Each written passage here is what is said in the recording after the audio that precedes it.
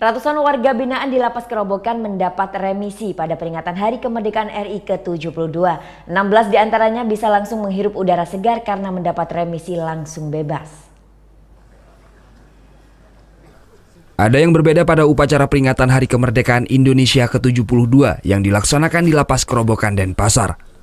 Seluruh warga binaan yang ikut upacara diwajibkan mengenakan pakaian adat lengkap dari tiap daerah di Indonesia.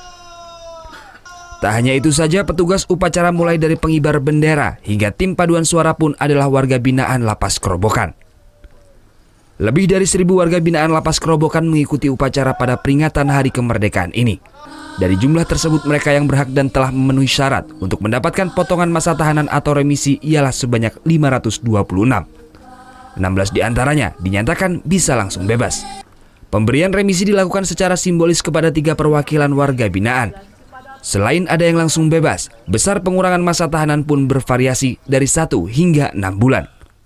Pemberian remisi ini pun telah memenuhi beberapa prosedur yang disesuaikan dengan tingkah laku warga binaan selama di dalam lapas.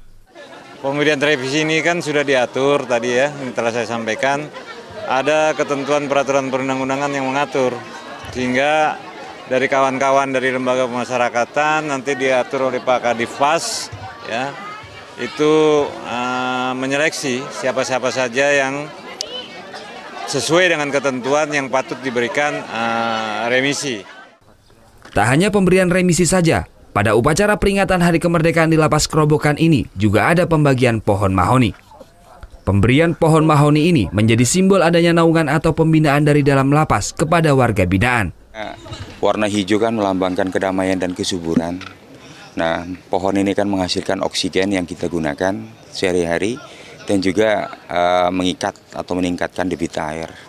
Nah, Bali kan salah satu destinasi wisata internasional, juga jangan sampai tandus. Nah, warga binaan pemasyarakatan juga ingin berkarya untuk Bali melalui Go Green. Nah, itu. Peringatan Hari Kemerdekaan Indonesia yang ke-72 di Lapas Kerobokan ini pun dihadiri para tamu undangan dari jajaran Pemprov Bali, Kejaksaan, DPRD Bali, dan jajaran Kanwil Kemenkumham Bali. Vera Janvia Dewa Priyana melaporkan untuk NET.